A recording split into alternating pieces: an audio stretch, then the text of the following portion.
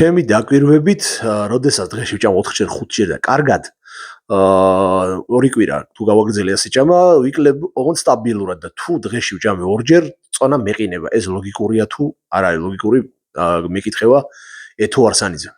ეთო.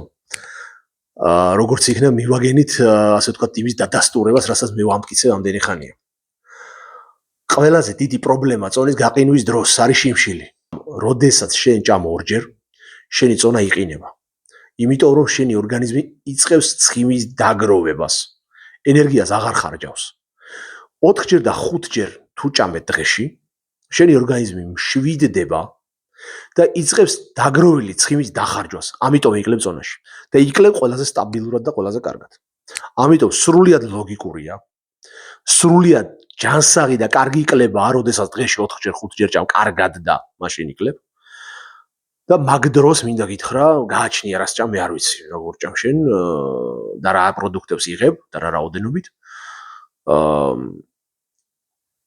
როდესაც ასე ჭამ, დიდი ალბათობით იწვის ცხიმიც.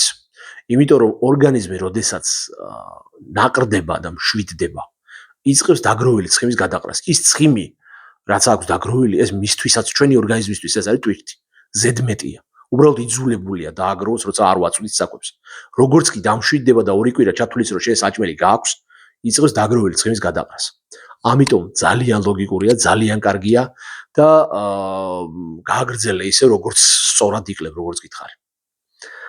დანარჩენებს თუ ვინმეს გაქვთ კიდევ კითხვები, დამისვით, არ მოგერიდოთ და თუ გინდათ, რომ თქვენი კონსულტანტი გავხდეთ და კვების მენიუ შევადგინოთ ერთად, მომწერეთ პირადში. მოდი ვილაპარაკოთ.